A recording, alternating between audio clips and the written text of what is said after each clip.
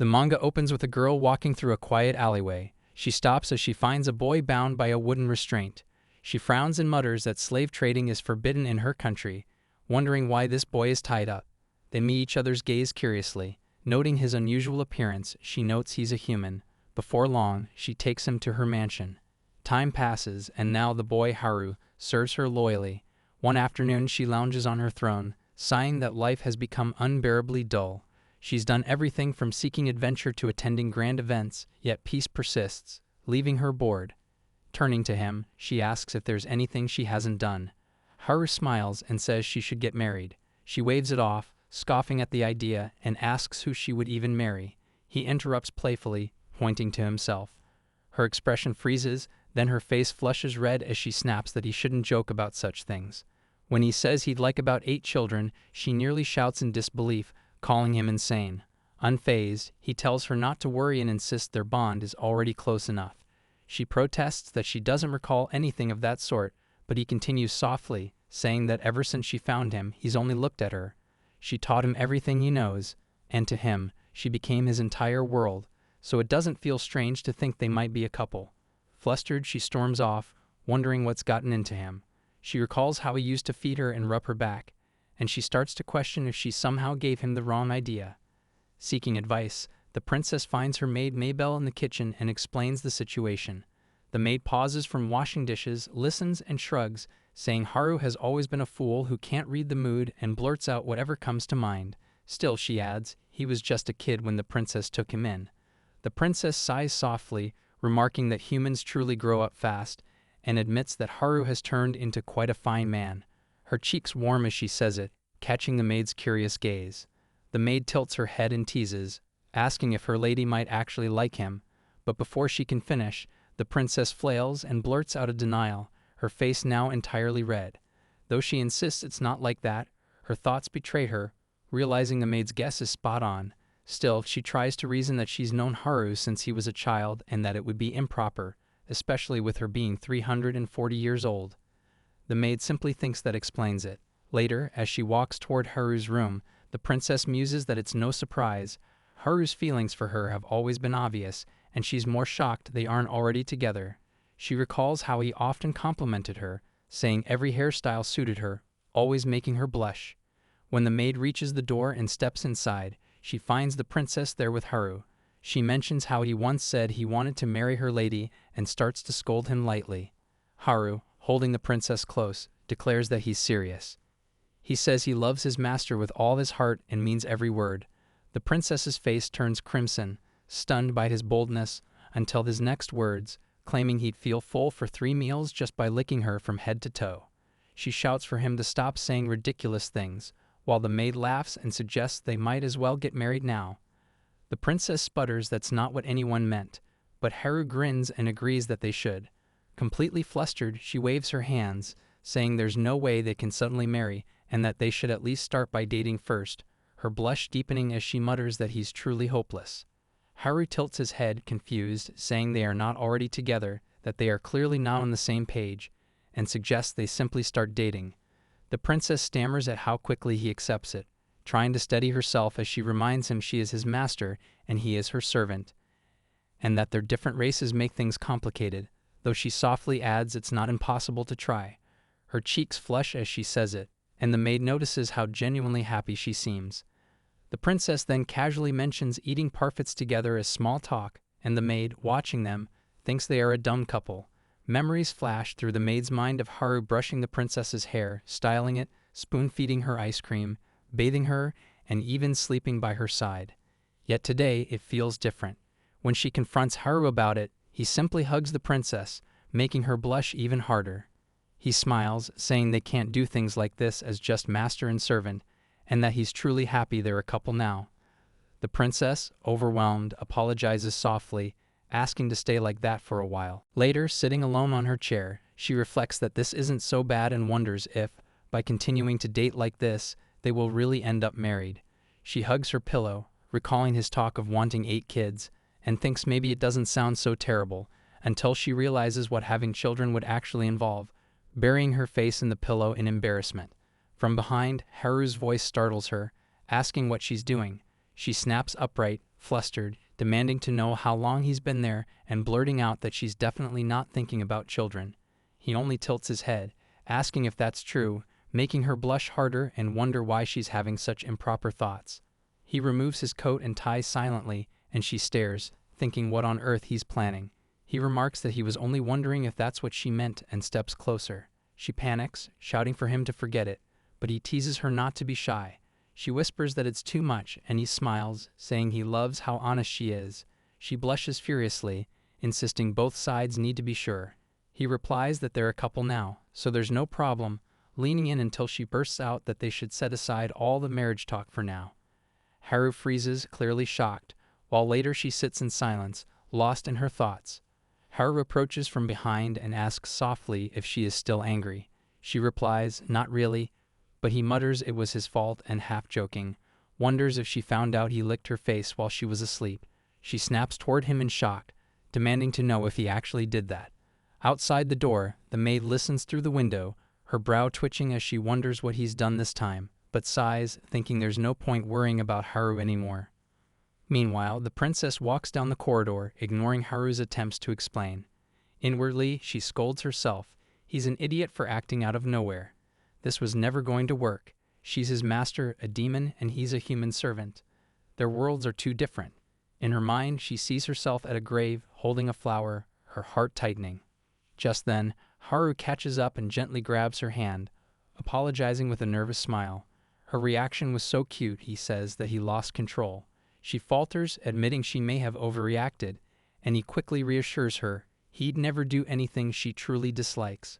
Her breath starts to tremble as if she might cry, and Haru, panicking, wonders if she hates him that much. He leans closer, apologizing repeatedly until she finally calls his name and hugs him. He freezes, unsure what just happened, while she closes her eyes and thinks about how warm it feels. Haru blushes furiously, bewildered by the sudden intimacy and even wondering absurdly if she's in some strange mood. She looks up, her eyes still wet, and tells him this is revenge, that now he understands her feelings, so he must not do such stupid things again. He smiles, promising he won't. She grips his arms, thinking about how this warmth, this voice, this body will one day fade away, so even if it's only for now, she wants to hold it. She softly asks Haru to hold her hand. He smiles and mutters something about her periods, and she blinks completely confused, snapping back at him to ask what on earth he's talking about. The story shifts to a flashback. When the princess first brings little Haru home, he clutches his pillow and trembles at night. She notices and quietly calls him closer, wrapping him in her arms on the bed. She thinks it's natural for the only human among demons to be afraid and promises to protect him no matter what. He murmurs a soft good night, and they drift off together. At present, as she lies beside Haru, she blushes, thinking back to how she embraced him as a child, and now he's the one holding her close. His voice that night had sounded strangely misleading. Morning comes, and she sits up, watching his peaceful face and musing about how he really likes her. Doubt creeps in about whether they should keep sharing a bed. What if he tries something? Haru stirs awake and greets her cheerfully, while she steps out of bed, trying to compose herself. Later, while reading documents, she notices his presence as he asks if something is wrong. She hesitates before telling him that he's grown now, and shouldn't he be shy about sleeping with her? His easy smile makes her realize the answer, but she presses anyway, asking if it doesn't bother him as a guy. He tilts his head, confused, until she awkwardly hints that he might feel nervous. He takes her hand, urging her to explain, and she stammers, flustered.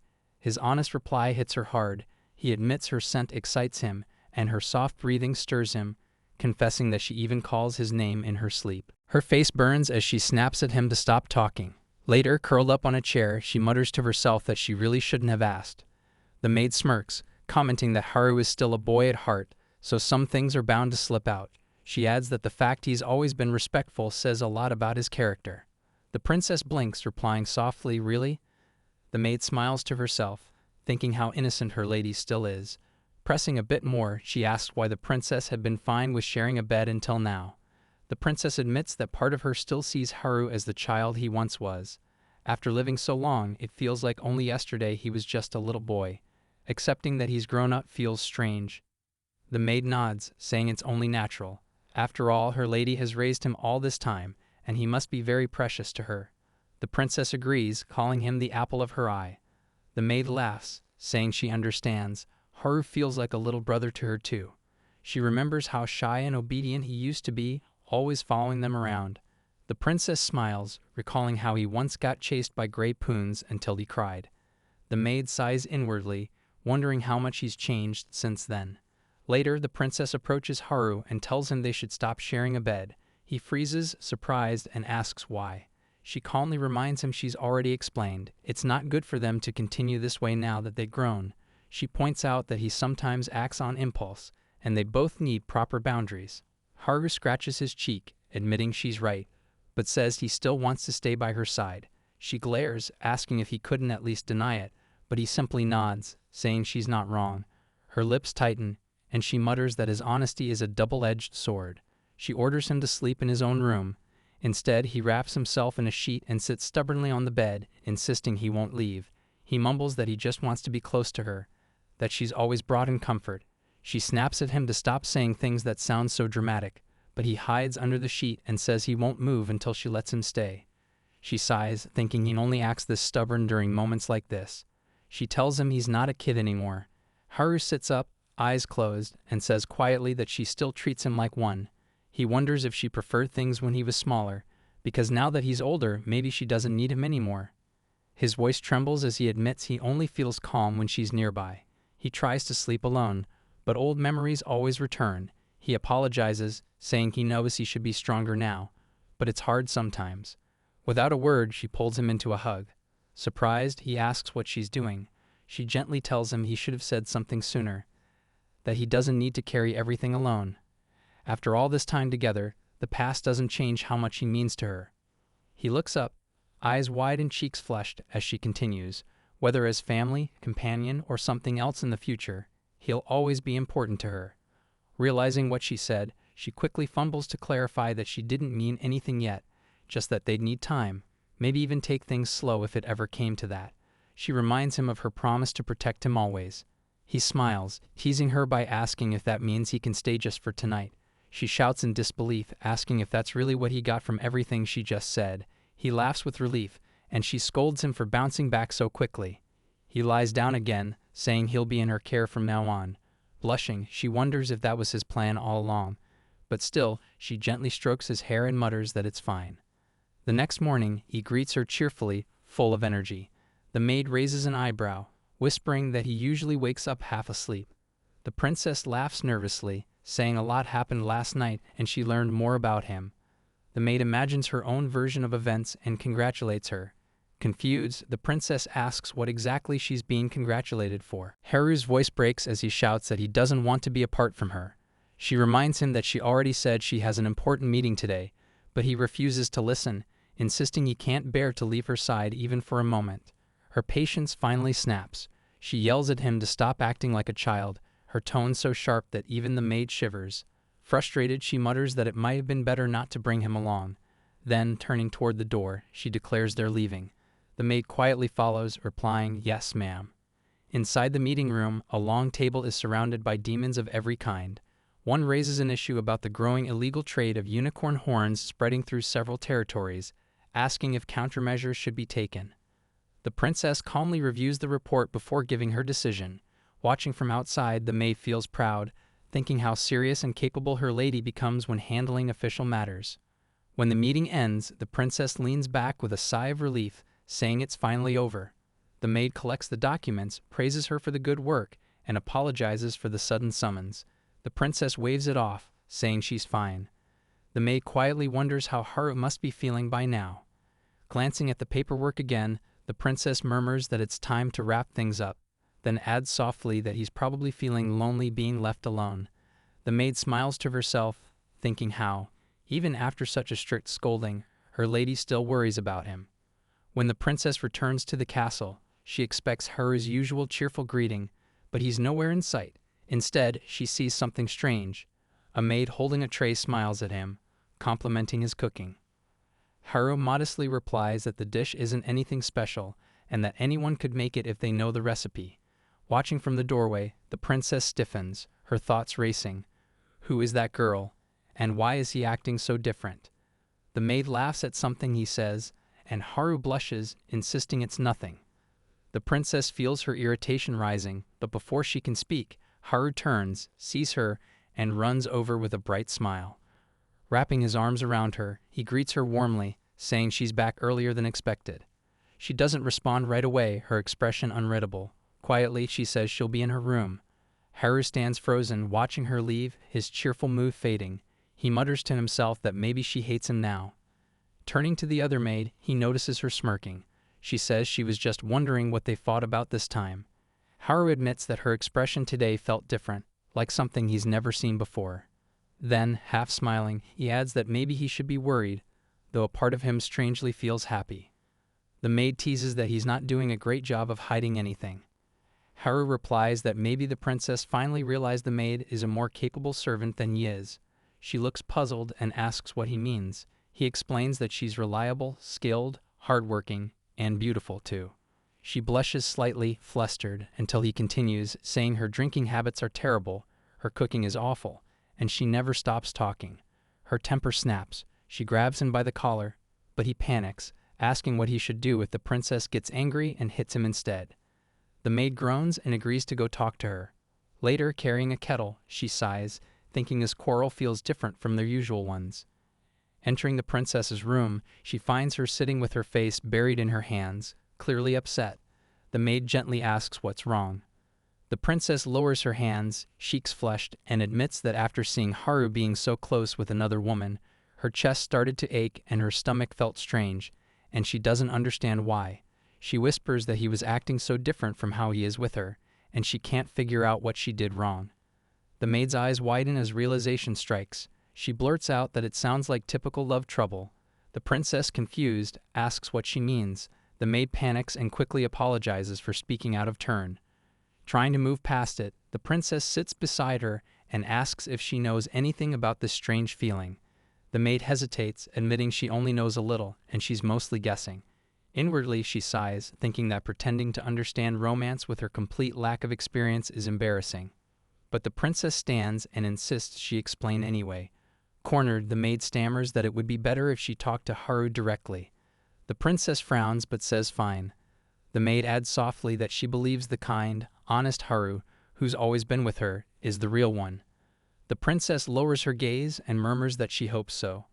The maid smiles in relief, thinking she somehow managed to sound wise. Later that night, Haru approaches the princess, placing his hand over his chest. He says he could never lose to anyone when it comes to how much he cares for her. She looks up in surprise as he continues, calling her the most intelligent, beautiful, and sweet person in the world. He even admits he finds her sleeping face adorable. She flinches, flustered, and asks what on earth he's talking about. But he presses on, declaring that he's simply the one who loves her the most. When he takes her hand, her face turns red, and she stammers that it's embarrassing.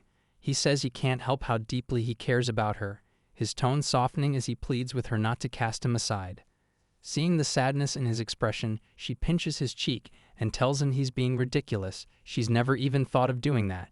He asks why she was so cold earlier, and as she struggles to explain, he sulks, wondering if she really does plan to get rid of him. She quickly lifts her hand, flustered, and insists she isn't. Sitting across from him, hands folded, her voice grows quieter as she admits she doesn't fully understand the feeling herself. It's an emotion she's never experienced before, but seeing Haru speak so closely with someone else made her chest ache. She adds that his demeanor is completely different with others, polite, even gentlemanlike, and it startled her since she'd always thought of him as overly lively. He simply smiles at her, which makes her blink and ask what's so funny. He replies softly that it's nothing, just jealousy. She echoes the word, surprised, while he inwardly curses himself for grinning so much at her reaction. She murmurs that perhaps it really is jealousy. He thinks she's impossibly cute and averts his eyes, raising a hand to his face. She notices and asks what's wrong. He answers that he just lost his composure for a moment. She frowns, checking if he's all right, and he smiles again, teasing that she's jealous over him. She snaps back, asking what kind of expression that is, but he only smiles wider and promises that if it pleases her, he'll act like a proper gentleman until she's satisfied. He gently cups her cheeks and suggests they could practice right now. Flustered, she pushes herself back, saying they shouldn't. He grins, muttering that it's a shame, while she presses a hand to her lips, her heart still racing. The next day, she's reading over papers, thinking she's finally finished and it's time to leave. She calls for Haru but gets no answer. Outside, he is speaking with another maid, who comments that he's the remodeled human child she's heard about and asks if they can talk more after this. Haru starts to politely decline, saying he must attend to his master, but before he can finish, the princess appears from behind and loops her arm around his. Startled, he asks what's wrong, but she stays silent. He tilts his head and guesses she's jealous again. She snaps at him not to look so pleased about it, insisting it can't be helped. He catches the unspoken words and reassures her that she doesn't need to worry because his devotion will always belong to her. She blurts out for him to stop acting so happy about it, her cheeks burning with embarrassment. The next day, eager to leave, Haru rushes to the princess and says they should go out on a date. She glances at him with softened eyes but stays silent, so he nervously rubs his head, mumbling that it was only a thought. Still, he adds that they've never actually gone on one. She sighs inwardly, thinking this kid really has time to think about such things during work.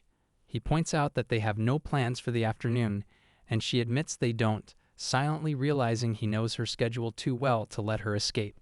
In her room, she brushes her hair, grumbling that she never gets free time and that he never listens to anyone. She stares at her outfit, wondering if this is weird. Just then, a maid enters and asks to speak with her. Startled, the princess covers her head and snaps, asking what it is. The maid assures her it's nothing important, though inwardly she feels she's intruding on something private. Complimenting her hair, she asks if her lady will be going out today. The princess smiles and admits she bought these clothes long ago, but never had the chance to wear them. Since she's finally free, she thinks it wouldn't hurt to try something new. She adds quickly that Haru will be coming too, insisting it's not a date, though he may call it one. The maid smiles knowingly, recognizing it clearly is. Later, as Haru walks ahead in excitement, she grabs his sleeve, telling him he's walking too fast. He turns puzzled, then apologizes with a bright grin, saying he's just thrilled they're finally going out together. She tells him she's glad he's excited but asks him to slow down a little. He bends closer with a grin and suggests they hold hands so they won't get separated. She immediately suspects he planned this. He adds that none of the other maids are around, making her hesitate and say it might be too bold. Ignoring her concern, he gently takes her hand, promising it's just for today. After thinking for a moment, the princess agrees softly, just for a bit. Haru lights up, holding both her hands at once, and she snaps that he should listen to what she said earlier. Laughing, he asks where they should go first, and she sighs inwardly, realizing he's far too good at disarming her. Still, she says aloud that he can choose wherever he wants. He looks at her curiously and asks if she's sure. She narrows her eyes and accuses him of having dirty thoughts. He teases that if someone asks an adolescent boy where to go, he's bound to say a love hotel. She quickly yells that they're going to a clothing store instead. Thinking she acted on impulse, she now finds herself trying on outfits for him. Every time she steps out, he enthusiastically says they should buy that one. She mutters that it's the 5th time he said so and thinks coming here might have been a bad idea. Still, he beams, saying the outfit suits her perfectly, but that another color or something with a more refined look might fit her better. As she ponders that, nearby shoppers whisper that they must be a couple since the boy looks far too happy to be just a servant. The princess watches him and wonders if Haru is just making sure she's enjoying herself. She tells him she doesn't mind going somewhere he wants, as long as it's not anything strange. He completely ignores her words, clapping at her outfit and exclaiming how stunning she looks. She sighs inwardly, realizing he's the one having the time of his life. He hands her another set of clothes, urging her to try them on next. Across the shop, the maid hides behind a rack, smiling faintly. She thinks she only followed out of worry for her lady and this rare human boy, but now feels like an intruder watching them flirt. When Haru asks where they should go next, the princess silently vows never to shop for clothes again. At the counter, he briskly orders all the outfits to be delivered to her address, making her shout in shock. He just laughs, reminding her she said they could go wherever he wanted. She blushes and warns him again not to take her anywhere weird. He replies that he understands and suggests the theater, claiming she's always wanted to go. She denies it but says she doesn't mind, though her tone stays guarded. Haru muses aloud about sitting in the dark with someone for a little closeness, making her snap and steer them away from the idea. She tells him to pick somewhere without hidden motives. He hesitates, thinking hard, so she offers to buy him something or eat somewhere together instead. He shakes his head, saying he doesn't want anything. She looks at him in confusion, but he simply smiles and says he's happy as long as he can be with her. She softly says she understands, but her mind lingers on how he never wished for anything even as a child. She wonders if raising him as her servant made him too restrained, holding himself back without realizing it. Her thoughts break when he suddenly calls her over, asking if she could take a photo in a cosplay outfit for him. With no way out, she poses reluctantly while he gleefully takes pictures. She warns that she's never doing it again and threatens to destroy him if he ever shows anyone. He agrees quickly, then teases if she wants to see them herself, earning another shout. Trying to sound stern, she tells him to think more carefully about how he spends his money.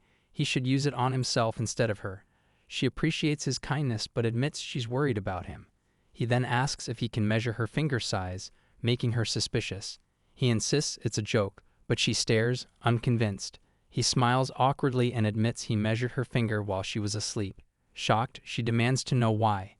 He explains it wasn't her ring finger. He just wanted an impression.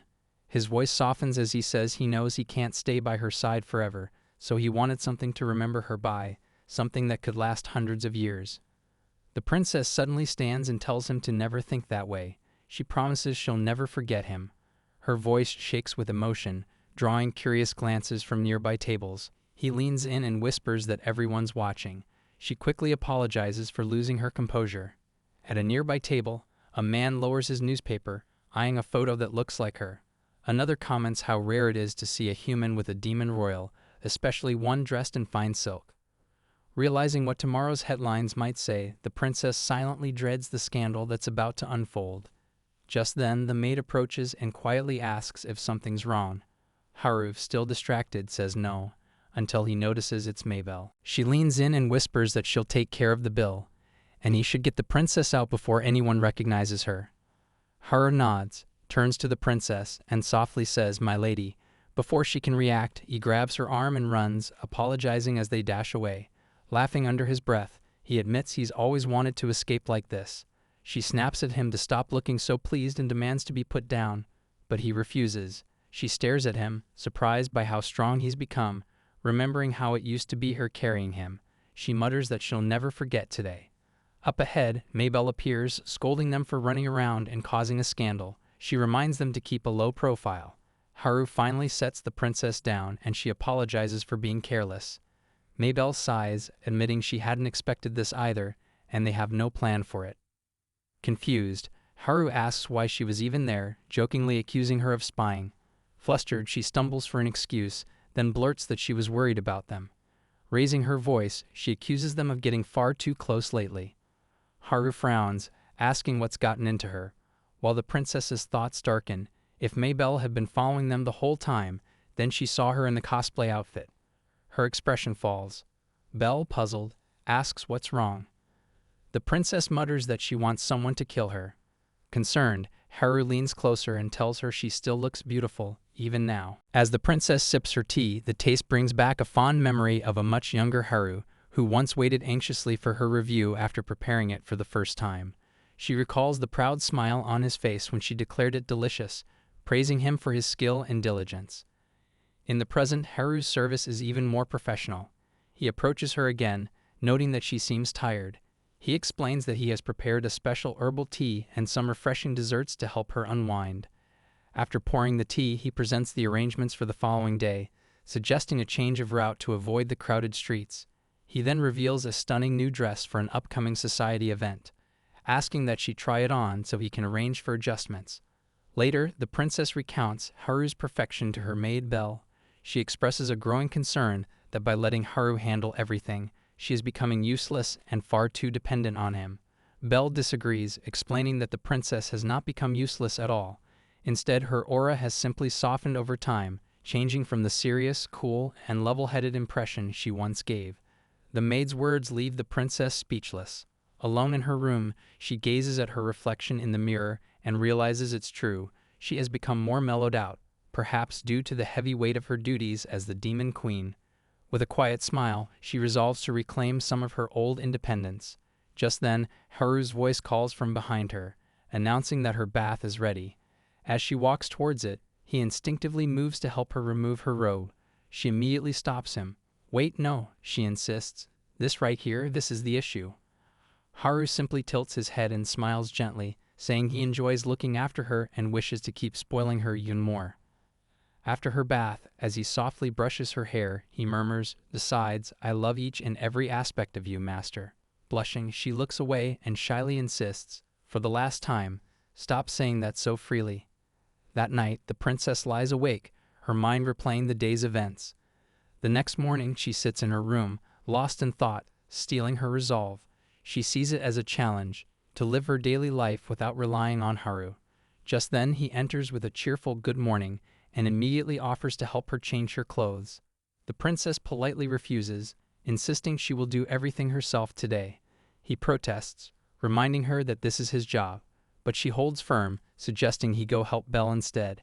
His desperation grows. He resists, stepping closer with a new dress in his hands and placing his hands on her shoulders. He dramatically declares that looking after her is his very reason for existence and asks if she plans to rob him of it. Annoyed, the princess retorts that his existential purpose is a bit of an issue for her and repeats that she will be handling things herself. As she tries to move past him, he blocks her path, much to her frustration. Watching from a distance, Belle observes the interesting standoff, musing on how their roles have completely reversed from what they used to be. The scene shifts to a memory of the past, where the princess calls over a much younger Haru. She gently dries his hair with a towel, warning him not to catch a cold and promising to read him a book she found for him in the city that day. Back in the present, the memory seems to fuel Haru's impassioned plea. He insists that he will handle everything for his master, claiming that being unable to do anything for her is absolute torture. Exasperated, the princess finally surrenders, raising her hands in defeat. She agrees to a compromise. He can help her with her clothes, but nothing else. Satisfied, Haru accepts the terms and gently ties the ribbon of her dress into a perfect bow. The princess notices a loose button on Haru's sleeve. She sees this as the perfect chance to prove her usefulness, while he immediately recognizes the determined look in her eyes. She wants to fix it herself. He worries it might be dangerous, and his fears prove correct when she promptly pricks her finger with the needle. Horrified, Haru tries to intervene, but she shoos him away, claiming it's a minor injury. He cheekily offers to help by licking the wound better, which only flusters her more. As she refocuses on the task, Haru giggles and comments that she seems like a newlywed. The remark startles her, causing her to prick her finger again. He can't help but giggle, telling her she's incredibly cute when she tries her best for him. Listening from outside the door, Belle grows annoyed with their constant back and forth. The princess finally finishes the admittedly clumsy stitching. Despite the poor job, Haru accepts the shirt with a beaming smile, declaring the work magnificent and promising to cherish it for life. The princess blushes at his over-the-top praise, while Belle sighs from the hallway, muttering about the dumb couple. That night, the princess sneaks off for a bath alone, proud to have slipped past Haru. But once in the tub, she realizes there's no soap and instinctively calls his name, then stops herself, frustrated. It's been so long since she bathed alone. The tub feels oddly empty. Curling up in the warm water, she scolds herself for growing so used to him. As she relaxes, memories of Haru flash through her mind. A shy boy apologizing for spilling tea, a teenager proudly serving her favorite treats, and now, a young man eagerly demanding praise.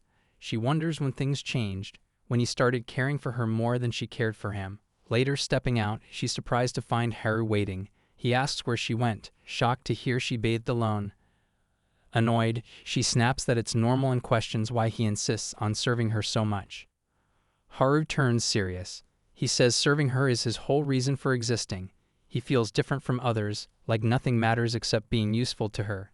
She turns away, uneasy with his devotion, and quietly asks if he'd still care for her if she were more like her old self, dignified, serious, and cool. Haru simply giggles, asking if that was what was bothering her. He looks at her warmly and insists that the master he loves hasn't changed one bit and that she will forever be his attractive, beloved master. His heartfelt words widen her eyes. She looks down, whispering, "That's a lie, right?" Haru insists that it's not a lie, showering her with a torrent of compliments, calling her attractive, cool, beautiful, and as bewitching as a rare diamond. The princess places a hand over his lips to stop him, but giggles, finally accepting his feelings. "If that's what you think," she says, "then I guess it's all fine." Seeing the sudden seriousness on his face, she asks what's wrong, and he simply tells her not to worry and to leave everything to him. The scene shifts, revealing the origin of his devotion. For Haru, the princess has always been his one and only. Since he was a child, her praise was the only thing that brought him true relation. He constantly asked himself how he could be more useful to his favorite person and how he could make her smile more. It was then that he decided to devote the entire purpose of his existence to her. The story returns to the present, with Haru serving the princess a new flavor of tea he wants her to try. She seems distant, commenting on how much he has grown up and changed. He doesn't quite understand, but she smiles warmly, holding her cup. She assures him that one thing will never change. The tea he makes will always be the absolute best.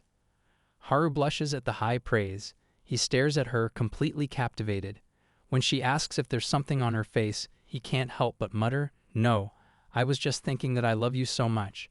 The princess immediately erupts, shouting, "You idiot," and scolding him for using the L word so freely, all while a nearby bell bursts into laughter. Princess Elia receives a call from her mother, who, feeling nostalgic after looking through old photo albums, asks if Elia is eating and sleeping well, then suddenly asks if she has a lover. Caught off guard, Elia instinctively pictures Haru and blurts out, "I do," before panicking, making an excuse about work, and abruptly hanging up, leaving her parents stunned. Staring at her phone, Elia is shocked by her own reaction. She realizes their relationship has remained undefined for too long and feels it's time to confront her feelings. But doubts creep in. Wasn't she the one who once took care of him like a child? Is it wrong to feel this way now? As she wrestles with her thoughts, she pictures them sleeping side by side and finally admits to herself, "I really like him, don't I?" Just then, Haru and Belle enter. Seeing Elia hiding her face in a pillow, Belle hesitates, but Haru approaches cheerfully. Elia quickly composes herself. Haru, excited, announces that he won amusement park tickets in a lucky draw. Without picking up on her emotional state, he happily shows her the tickets and points out the Ferris wheel's sealed gondola, a perfect chance for just the two of them. Elia is conflicted. Part of her wants to go, but seeing his carefree expression, she realizes he doesn't share her growing emotional turmoil. At the amusement park, Belle joins them, explaining she came to prevent rumors, since there were 3 tickets. Haru ignores her and takes Elia's hand, complimenting her looks. As Belle protests, the two walk off, deciding to try the nearest rides first. Elia learns it's Haru's first amusement park visit. He admits he's only read about them and only really knows the Ferris wheel. Smiling, he asks her to teach him, and Elia blushes, determined to make the day special. While approaching a ride, Haru suddenly pulls her close, saying he read that it's a ride where couples are supposed to sit together. Elia suspects he's pretending, but he insists he's never lied to her, something she quickly disputes. Trying a different approach, he offers her ice cream and sweetly asks, "Open wide, dear master." Flustered, Elia tells him to stop, pointing out that Belle is watching. Belle simply waves it off, saying she's already used to their antics. With pleading, puppy dog eyes, Haru insists that he read it's common for people to feed each other at amusement parks. Elia tells Haru that's definitely a lie. He apologizes, admitting he just really wanted to get closer to her. She reminds him that with Belle present, they need to act in moderation. Surprisingly, Haru agrees and encourages the two of them to go on a ride by themselves, saying he'll wait. On the ride, Belle comments on how rare it is for Haru to act this way, wondering if he's actually becoming more mature. From her seat, Elia waves down at Haru, and he happily waves back. After the ride, Haru gushes about how splendid it was to wave at her from afar. She silently wishes he would show interest in things other than her for a change. Just then, he stops, captivated by a giant teddy bear prize. She is amused by his unexpectedly childish side, but he clarifies that he wants it so he can wear it as a costume to brazenly flirt with her. She immediately tells him to stop. Next, they arrive at a haunted house, with Belle following curiously. She finds it a strange choice, musing that Haru shouldn't be scared of mere ghosts. Inside, Haru immediately feigns terror and clings to Elia's hand for safety. Playing along, Elia promises to protect him.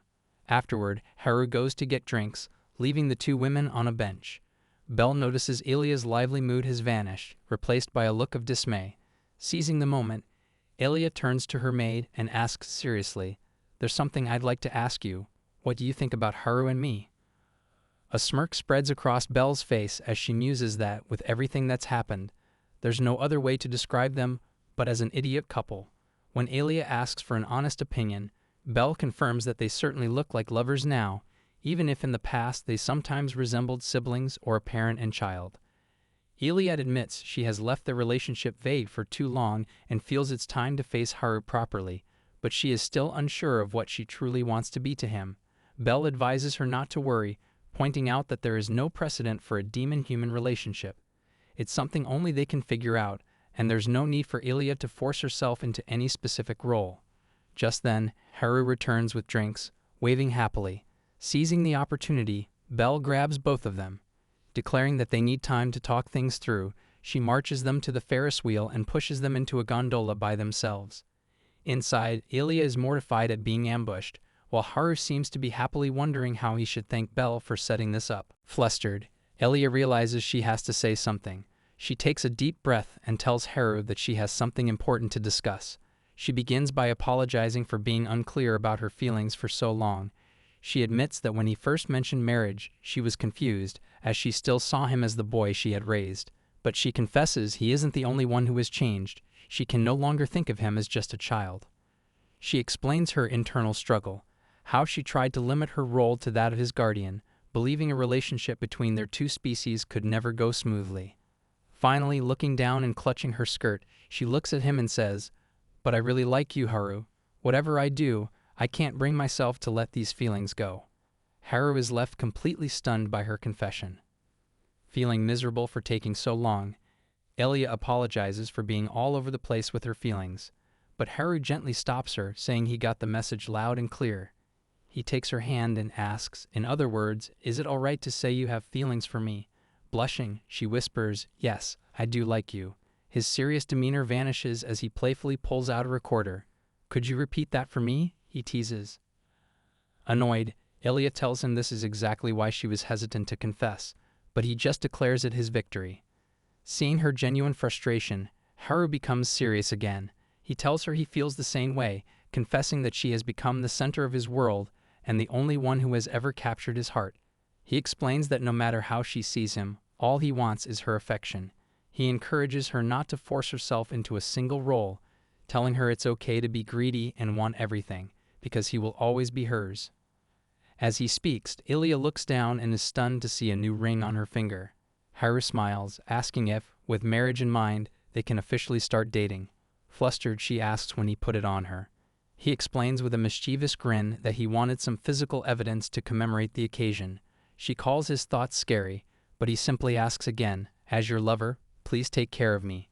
Blushing, Elia replies, "Please take care of me too."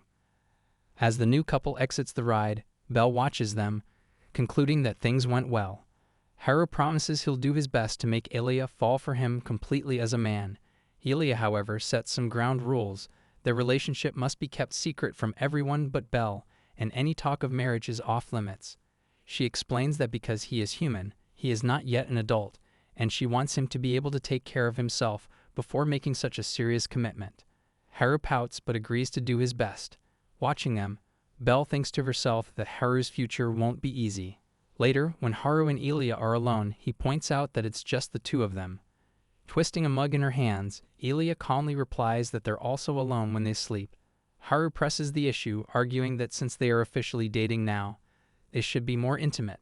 He clasps his hands together, pleading with her. However, Elia has a different idea for how their relationship should change. "You see, Haru," she begins, "would you stop calling me master?" Confused, Haru asks if she is telling him to leave. Frustrated, Elia clarifies that's not what she means at all. She explains that since they are properly dating, their master-servant dynamic has to evolve. She makes her request. When they are alone, she wants him to call her by her name. Haru is completely shaken by the suggestion, excitedly asking if she's sure and eagerly promising to do it. Elia sets a firm rule. He can only call her by name when they are alone. He tries it out, stammering, "Elia? Sama?" She tells him it sounds a bit weird.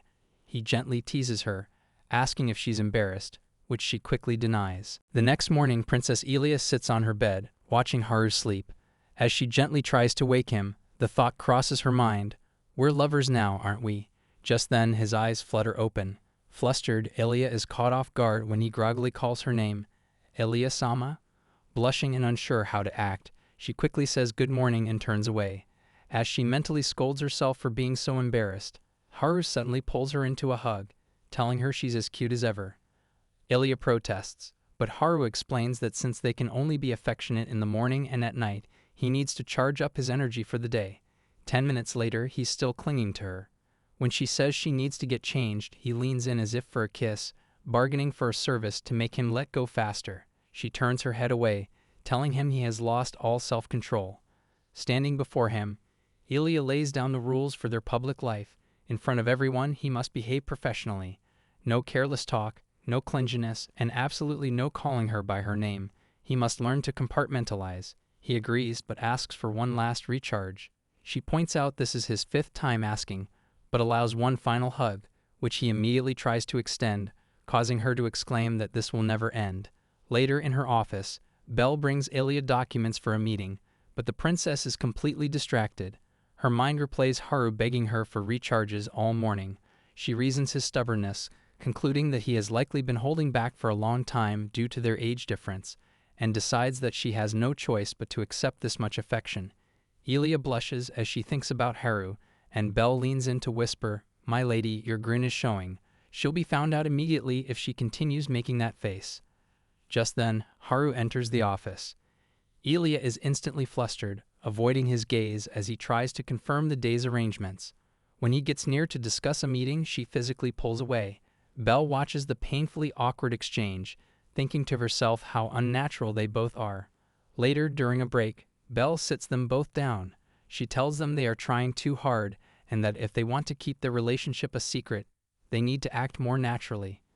Ilya apologizes, admitting she can't help but feel self-conscious.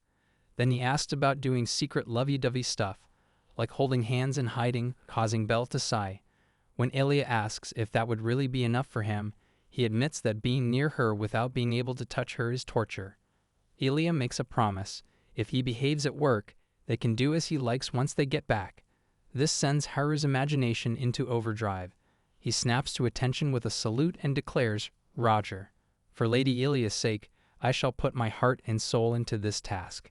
She demands to know what he was just thinking, but he just promises to handle his weird thoughts and returns to his station. As Ilya groans in embarrassment, Belle silently wonders if the two of them will be all right. Back at their desks, Haru's attitude is completely professional as he brings Ilya another document. She is struck by his sudden change in demeanor and tries to compose herself.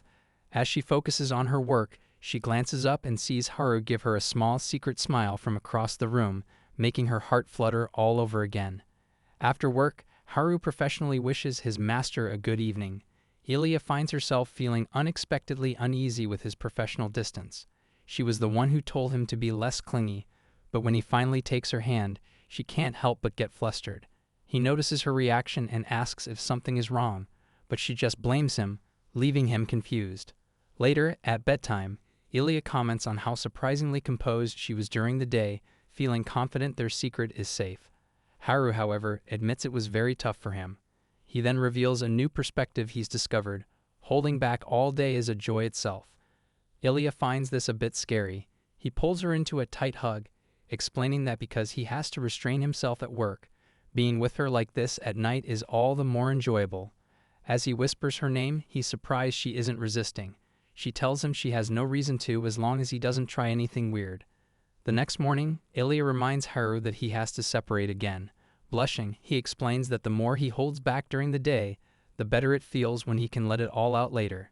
He then reminds Ilya they haven't done their morning recharge yet. When she hesitantly asks if it's necessary, he playfully warns that without his hug, he might not be able to hide his feelings at work, and everyone will find out. Realizing he's found a new way to tease and pressure her, Ilya blushes and reluctantly hugs him. Just outside the door, another maid overhears everything and turns red herself. On a quiet afternoon, a sleepy princess rests her head on Haru's shoulder.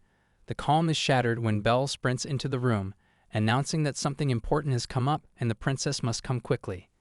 Ilya sits up, flustered at being seen in such an intimate position, but Belle ignores it, insisting they must go.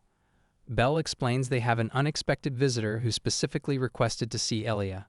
When they enter the room, Ilya's eyes widen in shock. A girl sits casually sipping coffee. Yo, it's been a while, Ilya, she says.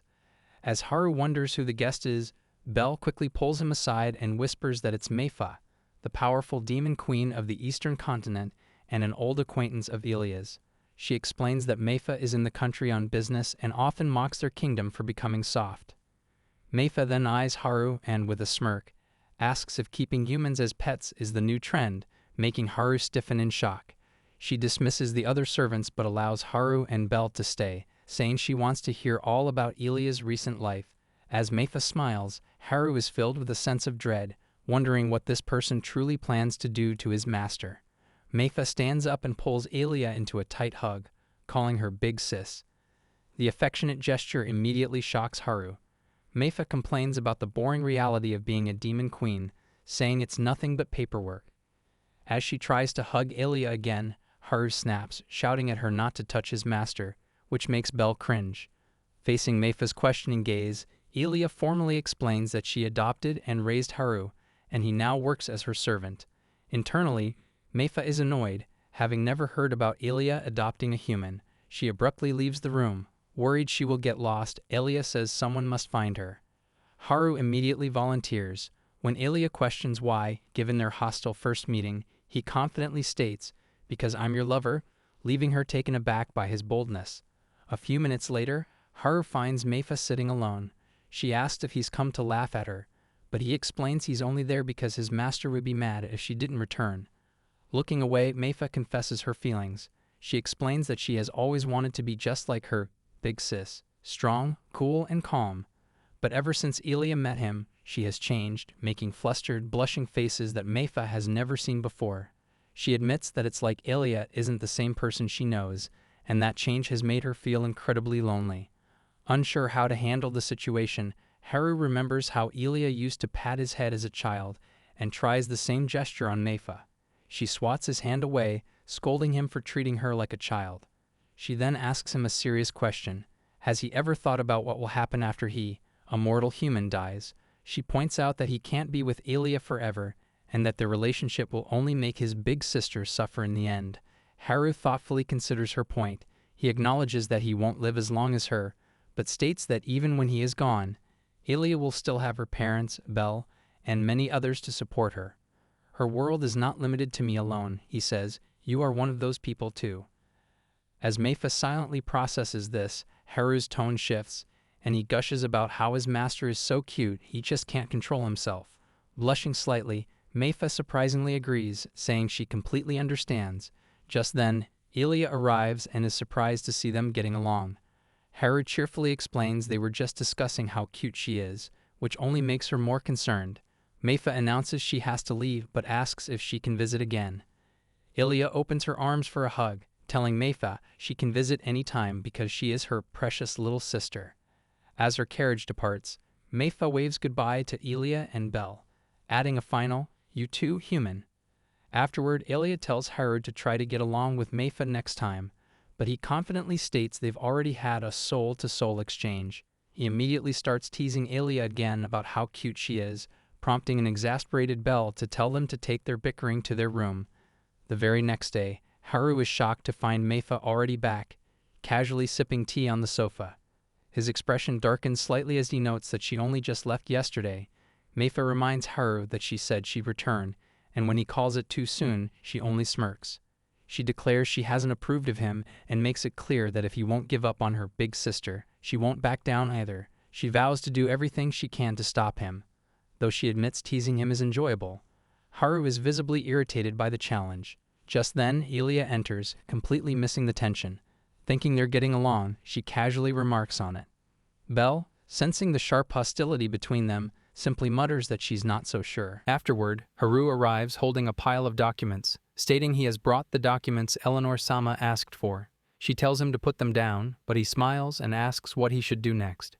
She replies that she doesn't remember asking for anything else, thinking he is acting differently than usual. From behind, Belle approaches, asking if Haru is free as she needs him for something. She puts her hand on his shoulder, but he doesn't move. She asks what happened, but he staggers and falls to the ground, causing both the princess and the maid to panic. Later, Belle holds a medical book and diagnoses him with a cold, likely due to overwork, and just needs rest. Ilia blames herself, calling herself useless for not monitoring his condition. Belle observes that her lady always panics like mad whenever Haru gets sick, noting that it hasn't changed even after falling in love. Ilia dramatically declares she is ready to die with him, but Belle tells her to calm down. Ilia ignores this, insisting she will devote her entire being to him today. Sitting in bed, Haru listens as she offers to pamper him to his heart's content, provided it isn't unreasonable. He shouts for her to warm him with her skin. She asks if he can hear himself. He internally debates, knowing she is incompetent at chores, but thinks her clumsiness might not be so bad. She asks why he is thinking for so long and if he doesn't want to be pampered. He shouts that he does, requesting porridge made by her. He considers that Belle would be a better cook, but recalls Ilia asking to cook for him when he had a fever before. She agrees to do her best, freaking out internally. She enters the kitchen, unsure if washing rice is enough, leaving him feeling unassured. After some time, she returns with a pot of porridge, apologizing for the delay, but announcing she managed to finish it. Haru asks if she is going to feed him. She freaks out, insisting he can do it himself, but he reminds her that she fed him when he was a child. When he sulks that he is an adult but can't be pampered despite her promise, she agrees and extends a spoonful of porridge. He smiles, teasingly instructing her to look away and say, "Open wide." She complies, and he laughs, telling her to remember this. After the meal, he thanks her and asks what is next. She says she needs to take his temperature. He suggests she do it with a forehead kiss, but she refuses, noting the inaccuracy due to their different species' body temperatures. He remarks that he loves her straightforwardness. She checks his temperature, finds it high, and advises him to sleep. He protests, wanting to get to the good part and shouting for her to wear maid clothes. She commands him to sleep. He bargains, asking her to hold his hand until he falls asleep. Having no choice, she sits and holds his hand, thinking his honesty is cute. After he falls asleep, she checks his breathing and realizes that, even considering his sickness, she is worrying too much because she is truly scared of losing him. Haru dreams of memories he wants to forget, whispering "mother" as he recalls a childhood flashback where Elia decided to adopt him. Waking up, he finds her sleeping next to him and thinks she looks cute. When she wakes and panics, apologizing, he reassures her, claiming he feels better because she warmed him with her body, which flusters her. A few days later, Haru is fully recovered, and Belle comments on his health. He credits Ilia, but she is now sick, having caught his cold. She tries to go to her room, but Haru insists on looking after her. Realizing this means he might hold her hand again, she frantically refuses his help. Elia watches Haru from the window, relieved that he looks healthy. She reflects on the porridge she made earlier, realizing that while he didn't dislike it, she didn't do a good job either, which makes her feel like a failure as a master and lover. Just then, Meifa enters, greeting her big sister, but finds Ilia sitting on the bed in a deep gloom. Afterward, Meifa learns about the sickness and points out that Haru recovered while Ilia got sick because of him. Ilia realizes she hasn't grown at all and shouts that, for Haru's sake, she wants to learn to do chores. She takes this request to Belle, who asks why her lady would want to learn from her when Haru is a servant who can handle it. Ilia insists that status doesn't matter when they are alone, and she needs to view him as an equal for marriage. Belle is surprised by the casual mention of marriage, but agrees, proposing a one-day maid experience where Ilia changes clothes and helps with the work. Ilia accepts with full resolution. Listening to the conversation, Meifa decides she wants to join in as well, admitting that she is also totally incompetent and needs the experience. Later, having changed into maid clothes, Meifa asks if the outfit suits her, and Belle confirms it does wonderfully. However, when she looks at Alia, she notices the dress isn't worn correctly, remembering that a princess needs help changing. Just then, Haru enters the room to discuss a request, but is amazed by what he sees. He shouts, asking why his master is there and wearing that outfit. Ilia panics, but he blushes and holds her hand, declaring he is glad to be alive and believing she is fulfilling his previous request. She tries to explain he is misunderstanding, but when he presses for the reason behind the outfit, she hesitates, wanting to keep her training secret, and claims it is a hobby.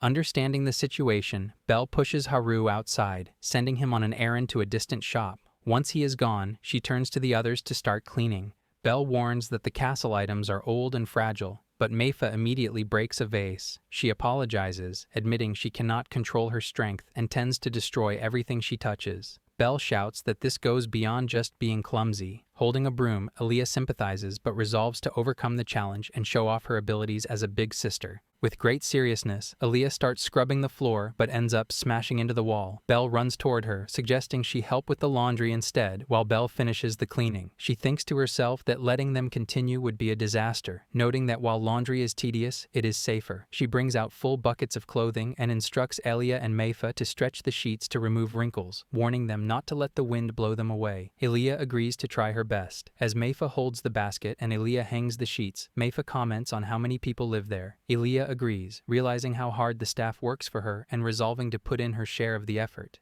However, Meifa points out that a sheet is flying away, asking if that is okay. Aaliyah shouts that it isn't, but then lowers her voice, apologizing for being terrible. Belle sees she is feeling down and tries to cheer her up, revealing that no one starts out perfect, and even she was useless when first hired. Aaliyah is surprised, so Belle asks if she remembers. In a flashback, a 10-year-old Aaliyah asked Belle for tea. Belle panicked, fearing she would be fired if she couldn't do it. After boiling the water, she poured the tea but accidentally broke the cup while serving it. Instead of getting angry, Aaliyah held her hand, apologizing and promising to help clean it up. Aaliyah asks if Belle is hurt. Back in the present, she smiles at the memory, realizing she was happy someone cared for her and resolving to do her best. Aaliyah snaps her out of it, asking why she is smiling. Belle deflects, privately thinking that she and Haru might be more similar than expected. To end the training, she suggests practicing cooking, promising to guide Aaliyah every step of the way. However, Aaliyah holds the knife worriedly. Belle warns her to be careful and go slowly. When Aaliyah raises the knife dangerously high, Belle jolts and grabs her from behind, shouting about her technique. Meanwhile, Meifa burns the food she was making, causing Belle to fume that their incompetence is unbelievable for rulers of nations. She instructs Aaliyah to shape her hand like a cat paw and lower the knife. Aaliyah dismisses the danger, claiming her healing factor is strong enough to regrow a finger, which terrifies Belle. Suddenly, Aaliyah actually stabs her finger, causing Belle to freak out. Once the veggies are done, Aaliyah admits they look bad, but hopes Haru will be happy. Belle then asks her what the most important secret ingredient for the best dish is. Aaliyah guesses it might be her blood. Meifa makes a heart shape with her fingers, claiming the secret ingredient is love because it makes everything tasty. Belle agrees sort of, but she notes it isn't quite that simple. Aaliyah wonders if the hand shape is some kind of magic. Meifa explains that it works as long as she has the person she likes in mind. Concluding this is the key, Aaliyah copies the shape while thinking of Haru and shouts for the food to become tasty. She asks the others if it worked.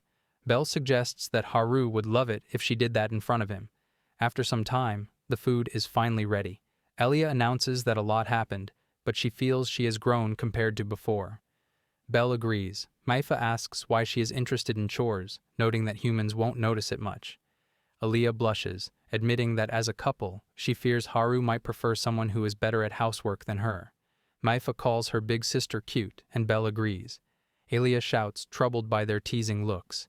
Meifa laughs, reassuring her that will definitely not happen with that human. Belle adds that she is worrying too much. As they chatter, Aaliyah thinks they are the ones causing her worry. Just then, Haru enters the kitchen, announcing he is back with the items she asked for. Aaliyah walks toward him, presenting her dish. He is confused by her sudden behavior. She asks him to judge it fairly, not as her lover or master. He insists that everything she makes is tasty, even the previous porridge. She blushes, explaining that is exactly why she wants to be able to do anything for him. He stops listening, mesmerized by how cute she is. Remembering Belle's advice, she makes the heart shape and casts the "Become Tasty" spell. He is in complete shock, shaking, and thanks her profusely. She wonders why he is even thanking her. Afterward, Aaliyah is reading a magazine, thinking she is done, but Haru leans in from behind, asking her to look at a wedding dress on the page. He smiles, telling her it would look good on her, which confuses her. Before she can process this, Haru uses his phone to sign them up for a bridal expo. She protests, shouting that as a demon queen, she cannot risk being discovered. He smiles, revealing they are already registered. Afterward, forced into a disguise, she stands outside the building, warning him not to draw attention. She proposes using the alias, Aaliyah. He agrees, but jokingly asks to be called honey or darling. She shouts refusal, but he grabs her hand and drags her inside. She suspects he is enjoying this. Inside, she is nervous, noting the grand venue is filled with affectionate couples holding hands.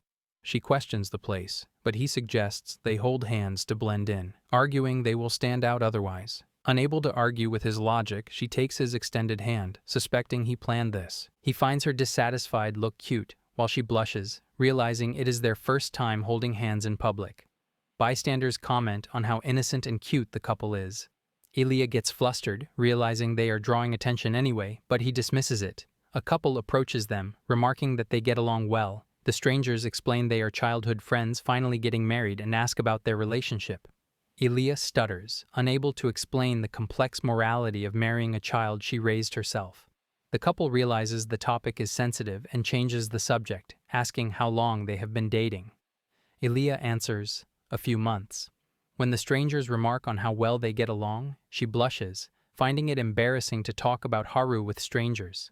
They note her redness is cute, and Haru agrees, declaring that his Ilia is the cutest in the world. Afterward, they go to the flower section. He brings up decorations, suggesting they use flowers from the garden. She hesitates, worrying that as a demon queen, a grand party might waste taxpayer money. He realizes she is taking this seriously and isn't good with flashy things, reflecting that he wouldn't mind a secret ceremony just for the two of them. She then points to a table, suggesting they try the food tasting. He finds her cute and is glad they came. As they taste the food, she praises it, wishing Belle could taste it too. He glares, asking if it is tastier than his cooking. She is confused by his sudden mood shift. He apologizes, admitting recent events have made him uneasy. Suddenly, he spots a wedding dress and remembers he wanted her to try it on. Ilia knows there is no escape as Haru pushes her to the changing room, thinking he nearly forgot something he was looking forward to. Sitting in the fitting room while a woman ties the dress, she realizes he tricked her again, but resigns herself to wearing it. She hesitates inside, calling out that she shouldn't do this, but he asks if something is wrong. She steps out, self-consciously hiding the upper part of the dress and worrying it looks weird. Haru is flustered into silence. She shakes him, demanding to know what he is thinking. He gasps, apologizing and explaining he was so moved he lost his senses, adding that white really suits her. She is pleased, deciding that if he is happy, she might as well wear it. He then directs her to the next one. She protests, wanting to go home, but he argues that while she agreed to take a look, she never specified only one. She is annoyed as he enthusiastically suggests trying all of them. After trying many dresses, she is tired, but he smiles, thanking her and joking that he has no regrets now. She looks at him in amazement, scolding him for sounding like he is dying. She blushes, insisting there are still many things she wants to do with him, and asks if he doesn't want to see her in a wedding dress again.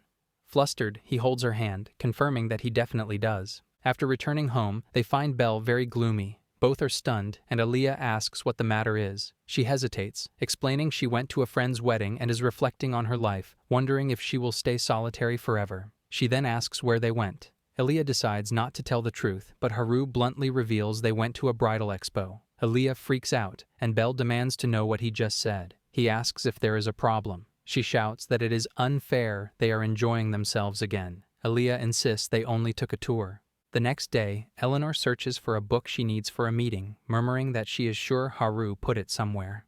Her eye catches a small teddy bear inside a box, and she peeks inside, feeling nostalgic as she remembers buying it for Haru's birthday long ago. From behind, Belle arrives shouting for her lady. Ilia explains she is searching, but Belle interrupts, announcing that Meifa has arrived. Ilia wonders if she came to hang out, noting Belle's panic. However, when she walks toward Meifa, she freaks out because her sister has arrived with all her belongings, declaring she ran away from home. Ilia is speechless, smiling awkwardly. Meifa insists she wants to stay for a while and brought souvenirs. Ilia asks her to hold on, questioning why she left her home and country. Meifa claims she left everything to her servants and explains she fought with her dad. Resting on the sofa, she complains that her father is noisy and won't shut up about her staggering and loitering, asking if she has lost her mind as a demon queen. Ilia is speechless, realizing that is why Meifa has visited so frequently lately. She apologizes internally. Meifa asks why she is apologizing and shouts that she hates this and wants to quit being a demon queen to stay with Ilia. Haru smiles, suggesting that Meifa's father is just worried about her, noting that parents always care for their children regardless of age. Meifa asks Ilia if it was the same for the human boy. Ilia confirms, calling him the apple of her eye. Meifa regrets asking but inquires what kind of boy he was as a child. Ilia describes him as mature and quiet, though he was a handful, so she didn't understand him back then. Meifa wonders what caused his change of heart. Ilia mentions he was prone to kidnapping. Meifa internally questions if it was for political leverage or money, given the rarity of human bodies. She asks if the country got involved, but Ilia says no, explaining she rescued him personally. She notes Belle tried tried to stop her out of concern for her safety, but she was too desperate to listen, moving before she could think. Meifa asks about the kidnapper's fate, but Aaliyah takes a deep breath, signaling she shouldn't ask. Meifa notes that the human was unexpectedly a handful. Aaliyah explains he seemed alienated as the only human in a demon family. She tried to help him adjust, even making fake horns, which she recalls as the cutest thing in the world. Meifa asks if she is okay.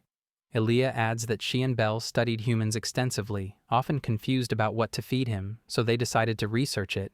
Aaliyah explains that there were many prohibited foods for a human baby, and they panicked upon realizing humans can die easily. Confused by human aging, she asked for his birthday, but when he didn't know and got upset, she decided to make that very day his birthday celebration. Remembering this, she smiles at the memory of his lovely face. Meifa dismisses this, calling her delusional, but Aaliyah insists she ask Belle, maintaining Haru is the cutest kid in the world. Just then, Haru enters, apologizing for the intrusion. Aaliyah panics, but he asks if something is wrong. He turns to Meifa, who accuses him of barging in on her time with her sister. He smiles, retorting that he doesn't need permission to speak to Aaliyah. Aaliyah worries he heard their chat, but he claims he didn't before teasingly asking if she needs something from the cutest boy in the world, implying he heard everything. Meifa claims Aaliyah is blinded by love, but he calls her jealous. Haru notices a box and recalls the toy Aaliyah bought him, noting it should be in storage. She explains she found it while organizing and brought it for the memories. Holding a teddy bear, she admits she bought random age-appropriate gifts back then because she wasn't sure what he liked. He reminisces about the board games she could never win. Meifa stares at them chattering and abruptly announces she is going home to see her parents. Aaliyah asks why. Meifa privately reflects that her sister is having fun with the human and decides to accept their relationship. As she leaves, she kicks Haru for being annoying when he tries to give her directions. Aaliyah worries that Meifa abandoning her post will cause diplomatic problems and notes she hasn't seen their father in a long time. Haru falls into thought, prompting her to ask what is bothering him. He states he wants to meet her father.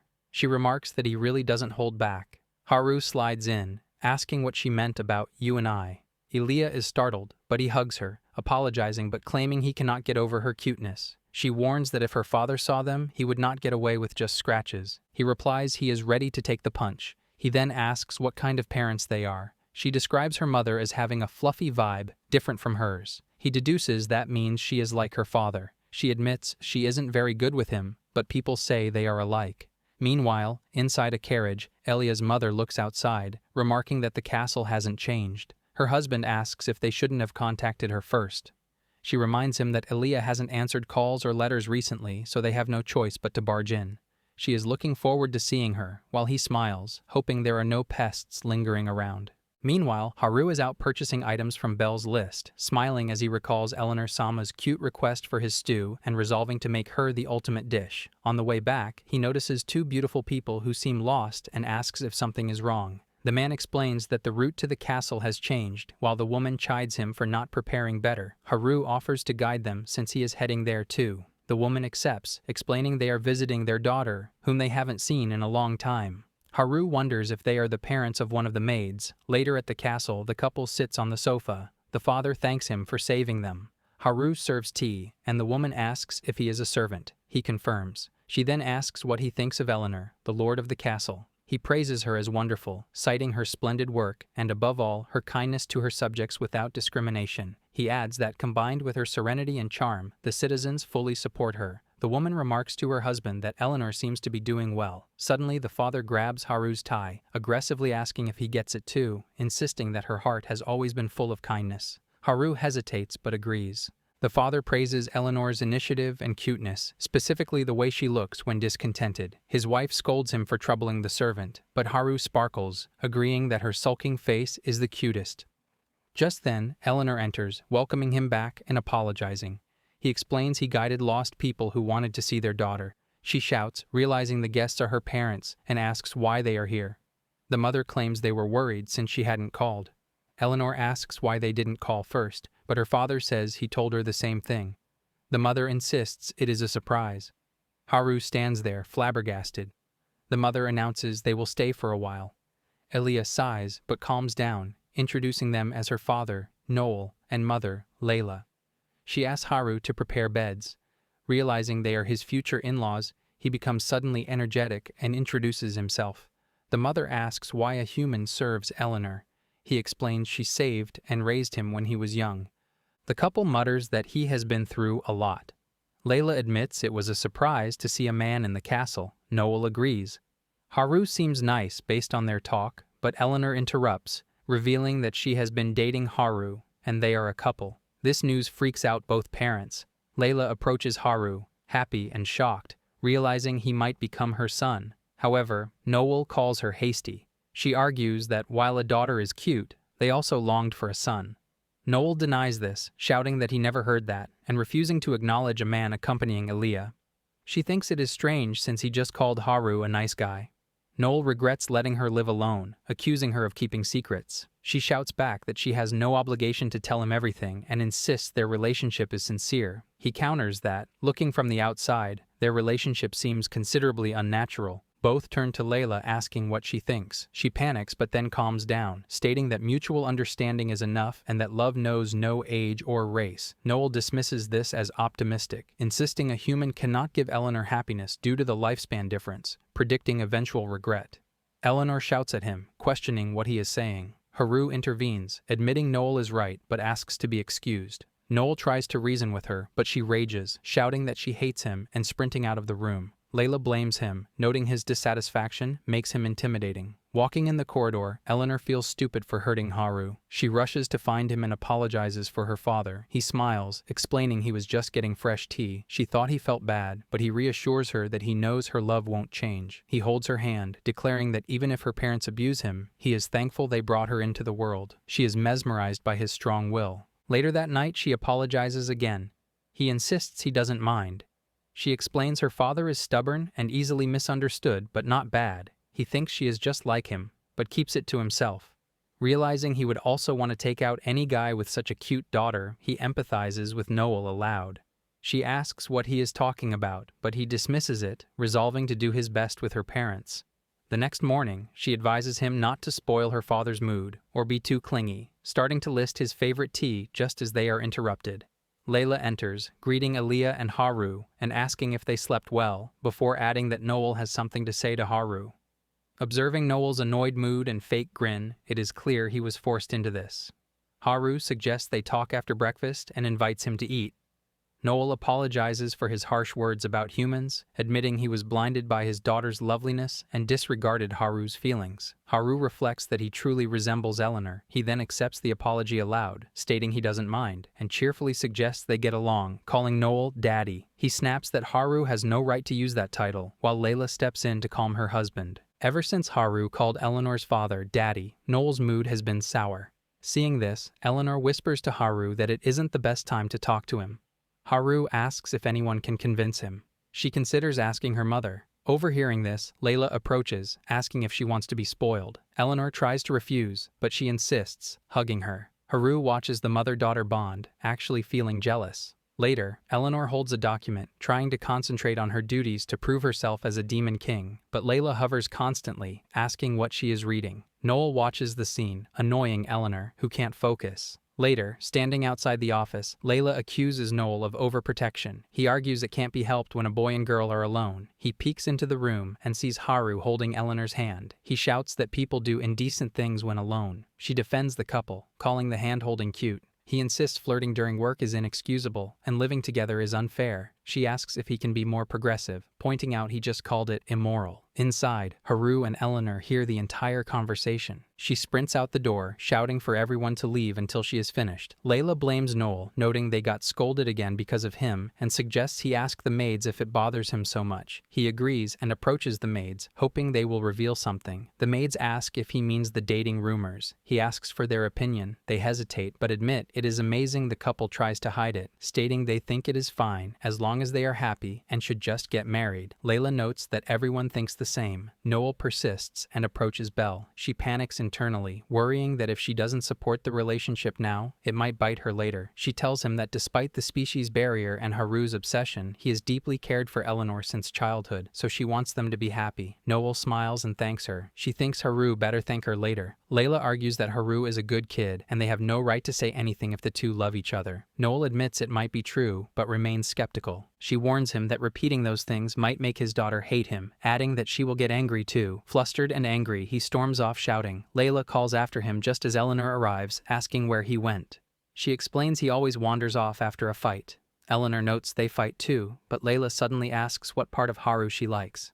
She is surprised, but explains that while his one-track honesty sometimes hurts him, she loves that he always thinks of her first. Layla teases her for turning bright red. She giggles, understanding the feeling because Noel was like that too. Eleanor thinks she can't picture it. Layla recounts meeting him at a social event and facing struggles, admitting she almost gave up until he declared he would leave everything behind for her. She calls it romantic and holds her daughter's hand, acknowledging they must have pondered a lot to get this far. She warns that future walls will be bigger, but overcoming them will be wonderful, asking Eleanor to cherish him and promise to be happy. Eleanor, satisfied, smiles and agrees. Outside in the garden, Haru greets Noel, who is seated.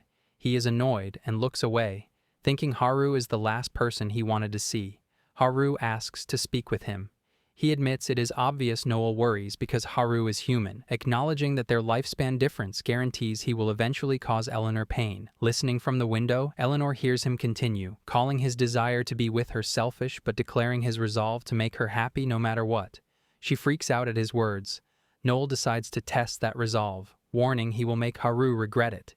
He binds Haru's hands with magic and raises a sword, offering him a chance to run. Eleanor runs towards them, shouting for her father to stop, but Layla catches her, telling her to wait. Noel thinks that if Haru is scared, he will make him give up. However, Haru is impressed by the magic, noting Eleanor rarely uses it, and asks to see more. Noel asks if he will resist. Haru says no, correctly guessing Noel had no intention of hurting him. He adds that Eleanor is similar to her father and wouldn't hurt others with power either. Initially annoyed, Noel lets go and apologizes, admitting he was wrong and understands Haru's feelings are true. Noel approves of them, but warns Haru to refrain from calling him father. Haru excitedly asks if he really means it, calling him father again. Layla remarks that everything is solved. Haru thanks him, calling him father once more, which pisses him off, causing him to shout that Haru doesn't listen. Eleanor wonders why Haru says such embarrassing things. Noel then asks who chooses Eleanor's attire. Haru admits he has been choosing it recently. The two begin a back-and-forth discussion about it. Layla thinks they are getting along a bit too quickly, noting they talked a lot at the beginning. A few days later, the parents are leaving. Layla tells Eleanor to bring Haru next time. She starts crying, admitting she will be lonely, and asks Eleanor to pick up the phone and reply to letters. Eleanor agrees and tells her father to take care. He apologizes for causing trouble. Haru watches Eleanor, thinking she is cute. Noel tells him that he is counting on him to take care of his daughter. Haru is stunned into silence, so Noel demands an answer. He immediately agrees. As she leaves, Layla asks to be notified when they decide on ceremony plans. Noel shouts that he didn't approve that much. The next day, Alea talks with her mother, who confirms they got home safely. Layla mentions that her father is lonely without her. Eleanor admits she is lonely too. Layla suggests she go on a date with Haru. Eleanor gets shy. From behind, Haru asks if something is the matter. She hangs up immediately. He serves tea, noting her father seems lonely. Flustered by her mother's suggestion, she holds his hand and starts to ask about tomorrow. He cuts her off, agreeing to go on a date since it has been a while. She asks if he heard. He claims he didn't. Her voice just reached his ear. She retorts it is the same thing. Later she changes clothes, reflecting that their relationship skipped steps, going from a normal date to a confession and then a wedding hall. Haru arrives dressed up, apologizing for the wait. As they walk through town, she asks where they are going. He explains that he wants to take it easy and walk around today instead of visiting predetermined spots. She asks if he is really okay with that. He insists that walking together is fun because it naturally announces she is his. She acknowledges this, but he becomes sad, asking if just being together isn't fun for her. She quickly denies it, assuring him that being with him is fun and makes her happy. He remarks it is nice to do something lovely after so long. She teases him, asking if he is amusing himself, but he denies it. Looking at the town, she notes it is changing. He excitedly points out new stores opening, saying the increasing number of places to hang out with her makes him very happy. Eleanor warns that she will not go to any weird stores anymore. Haru agrees, but asks to take a photo together one more time. She freaks out, linking it to the weird stores and the cosplay photo, ultimately deciding to pass. He suggests taking a break at the park. They go to the park, finding it lively with families since it is the weekend. She remarks that she used to bring him here too. He recalls that he didn't know how to play, so she used to slide down for him. She admits she hoped he would forget that. Enjoying the good weather, they sit on a bench. She feels calm and happy relaxing with him. He turns to look at her, happy to see her so comfy. Just then, a child runs to their mother, giving her a flower. Watching this, she thinks it is heartwarming. She calls Haru's name, noticing he is staring at her. He jolts, apologizing, and admits that since her family visited, he has begun thinking about his own parents and if they are living somewhere. She realizes she has always avoided asking about it and wonders if he wants to look for them. However, he suddenly claims he was just kidding and doesn't remember much before meeting her. She is shocked, but asks if something is the matter. Haru denies it. Eleanor admits she has always wondered if asking about his past was okay. He insists that dwelling on the unremembered past is useless, as now is what matters. She feels gloomy, thinking he is tough, but decides not to push it. He reassures her that she was his parental figure and, along with Belle and the castle staff, ensured he never felt lonely. He adds that they are lovers now. She says he doesn't need to announce it, but he confirms he is very happy. As they walk, she asks where they are going. He mentions a place he wants to show her. Noticing they are moving away from people, she begins to have nasty thoughts and shouts his name. He points forward, revealing a beautiful view of the town. She is amazed. He explains he found it while grocery shopping. She immediately apologizes for her earlier thoughts, which confuses him. She thanks him for showing her new views every day. He admits there is one thing he hasn't done yet. Holding her hand, he proposes, asking Eleanor to marry him. She is stunned, then blushes and shouts, asking if this is a proposal. He thought she figured it out, but she insists it is sudden. He praises her cute face while she freaks out. When Haru asks for an answer, she hugs him, declaring there is no way she hates him. She admits that although she intended to be his guardian, he made her fall for him, so she must take responsibility. He smiles, and she confirms she is really happy. Later, they tell Belle the news. Haru announces that they are getting married. Belle offers a lackluster "congratulations," causing him to freak out at the weak reaction. She explains that it feels like finally, but warns that things will get hard from here on, citing preparations and the announcement speech since Eleanor is bad at them. Seeing Eleanor upset, Belle tells her to pull herself together, admitting she might have said too much but reassuring her that she and Haru are there to help. Haru adds that even if Eleanor wanted to back down, he has no intention of letting her go. Belle notes that he is malicious despite the nice conversation. He laughs, smiling at the scene. Watching them, Eleanor looks forward to the future, thinking she will try her best. The next day, Meifa arrives at the castle, thinking that since she finished her job, she can finally play with her sister without worries. She enters, greeting Eleanor, but gets upset when she sees Haru. Eleanor asks if she has a moment. Meifa excitedly guesses it is for a new game, but she announces that she and Haru have decided to get married. Meifa freaks out, shouting no, and questioning why she changed so suddenly to want this sort of guy. Haru asks what she means, while Eleanor blushes, admitting she loves him. Eleanor asks to speak to Meifa alone, so he leaves. Resting her head on Eleanor's lap, Meifa listens as she apologizes for the sudden news and for breaking their promise to never be with anyone, calling herself a useless elder sister. Meifa immediately denies this, insisting she doesn't want to hear such things. She asserts that while she doesn't want Eleanor to marry, she won't hate her or stop her. She decides to support the decision since it is her sister's choice, though she admits her only gripe is that the partner is Haru. Eleanor asks if she really hates him that much. Meifa admits she knows the human likes her and, declaring she is not a kid anymore, promises not to mess with the relationship, wishing them a happy life ahead. Afterward, Meifa exits Eleanor's office, and Belle asks if she finished her talk.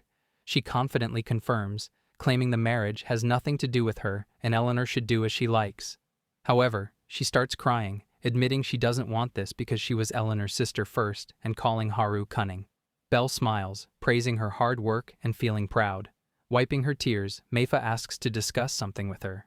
The next day, Eleanor wakes up early. Haru greets her, noting she is up early. She thinks she shouldn't neglect work due to the wedding and decides to get ready. However, Belle blocks their way, asking why they are there when it isn't time to work yet. She is completely freaking out and hides a box behind her as Haru asks if she is okay carrying such huge luggage. She hesitates. Eleanor offers her a new type of tea, but Belle suddenly claims she remembers something urgent and leaves nervously. Eleanor remarks that she is acting strange and seems to be hiding something. Later, they notice Belle and Meifa together. Haru notes it is unusual to see the pair together. They turn around and leave. Eleanor is confused, wondering if they are avoiding her, noting that Meifa usually rushes towards her. She worries Meifa hasn't accepted the marriage and suspects Belle might not actually support them despite her words. Haru asks if she is okay. She blames herself, thinking she is a terrible woman for being suspicious of them. Later, in her office, Eleanor feels low, unable to work because she keeps thinking about them. She worries she ignored Belle and Meifa and is being hated. Suddenly, the door bursts open and Meifa enters, telling her to follow her to the courtyard without questions. Arriving there, she is surprised by a party with cake and balloons. Meifa explains it is a celebration for her and that human prepared by her and Belle. Belle adds that due to the last-minute plan, it isn't too grand. Meifa notes the dishes are from her country, which Eleanor liked before. Haru is mesmerized that they managed this much, surprised Meifa can cook. Belle claims she went all out. Noticing Eleanor is frozen, they panic, apologizing and asking if she dislikes it. However, she hugs them, crying and thanking them for making her happy. Meifa smiles, reminding her it is a party for the couple. Eleanor asks if they are still willing to be her friend and little sister. Meifa scoffs, asking how she could stop, and Belle agrees, vowing never to leave her side. Meifa warns Haru she will never forgive him if he makes her sister cry. He insists that was his intention from the start. She calls him evil and suggests Eleanor reconsider. He laughs, claiming Eleanor won't change her mind. Belle notes they are fighting again, but Eleanor feels their banter makes the place lively. Meifa realizes if he marries her sister, he becomes her brother-in-law. He confirms it, provided she considers Eleanor her sister. She grudgingly accepts it, but he teases that he doesn't need a little sister.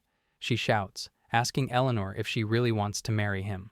The next day, Eleanor is busy at work when Belle asks about a document. She tells her to put it aside for now. Belle agrees, noting Eleanor is busier than usual with wedding preparations and recalling that Haru has also been busy dealing with his crying father. Later, Belle serves tea, and Eleanor notes it took hours for Haru's father to accept the marriage. Belle sympathizes, acknowledging it must have been hard. Eleanor shifts to wedding planning, asking Haru if he wants anything special included. He requests fireworks and a flashy, luxurious ceremony to appeal to everyone that she is his. She jolts, protesting that she dislikes standing out and argues it is unnecessary since they are already married. He insists it is needed because people will have weird thoughts seeing the world's cutest Eleanor in a dress. She retorts that his imagination is extreme, and she is not a loose woman who would be attracted to others. Belle interrupts, suggesting they settle the engagement announcement via a press conference before discussing the budget.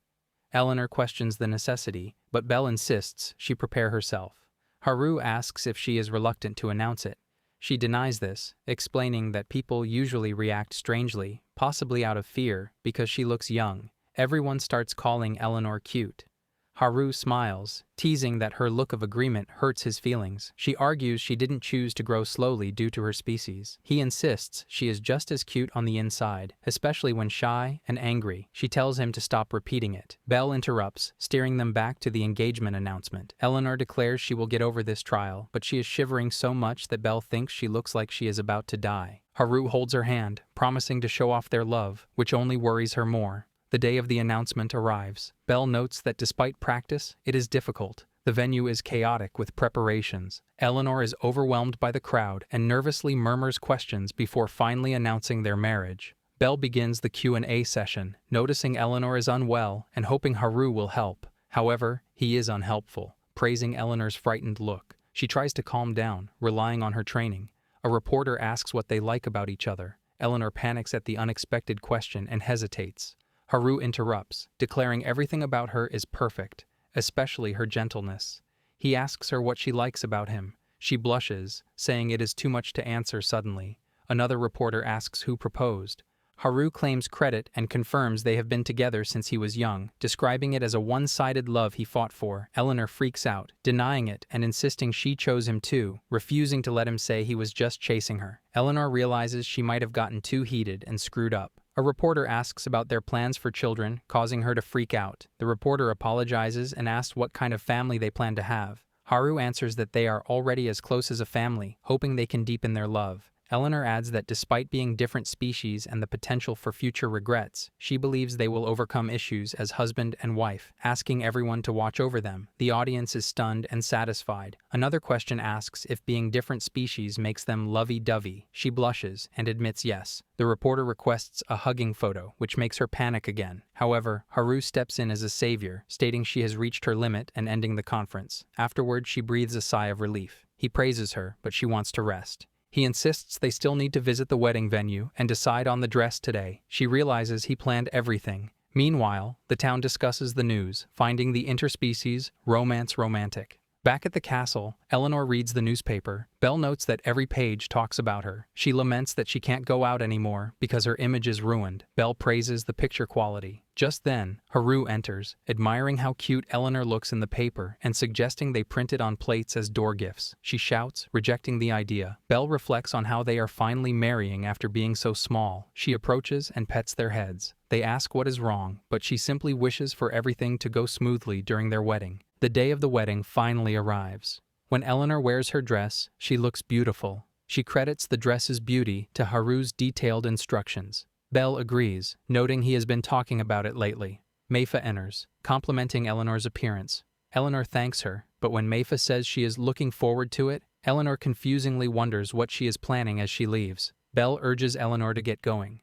Eleanor thanks her for everything, but Belle smiles, insisting it is too early for thanks and reminding her to ensure the wedding is successful. In the corridor, Layla calls out to Haru, who thinks she seems as lively as usual. She tells him he looks cool and the suit fits well. He thanks her but notes he hasn't seen Noel. Layla calls Noel over, revealing he is hiding and crying behind her because he is embarrassed. She promises to handle it before the ceremony and tells Haru not to worry, pulling Noel closer so Haru can greet him. Layla reiterates that she is leaving Eleanor in his hands, and he smiles, agreeing. Afterward, Eleanor enters the room, apologizing for the delay due to the long dress. Haru is stunned into silence, blushing before apologizing and telling her she looks too beautiful.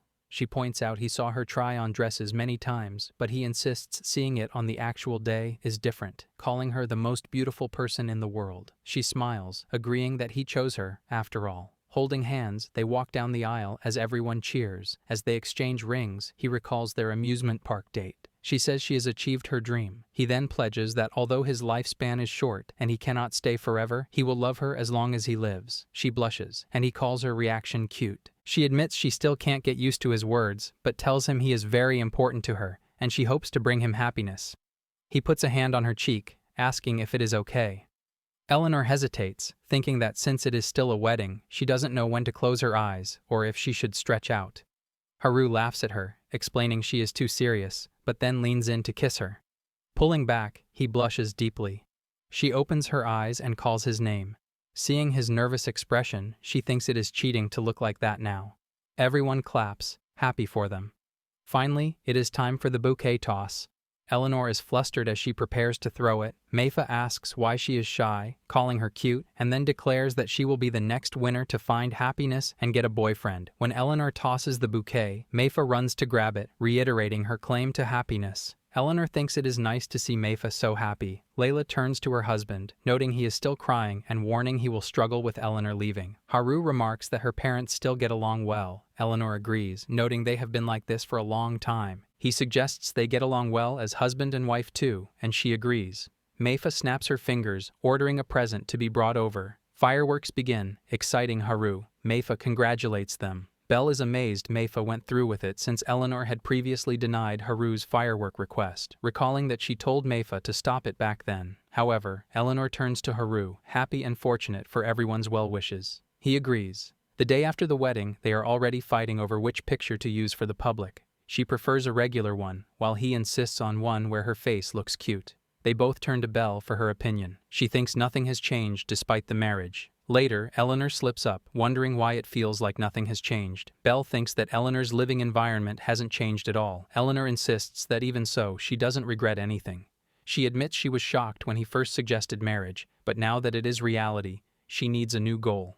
Haru tells her not to worry, noting there are many things he hasn't done yet. He lists planning their honeymoon and family as next steps. Belle points out he is saying bold things again, but this time Eleanor doesn't freak out. Instead, she agrees they have a lot to do and asks him to take care of her. He accepts, asking her to take care of him as his wife. Here I am.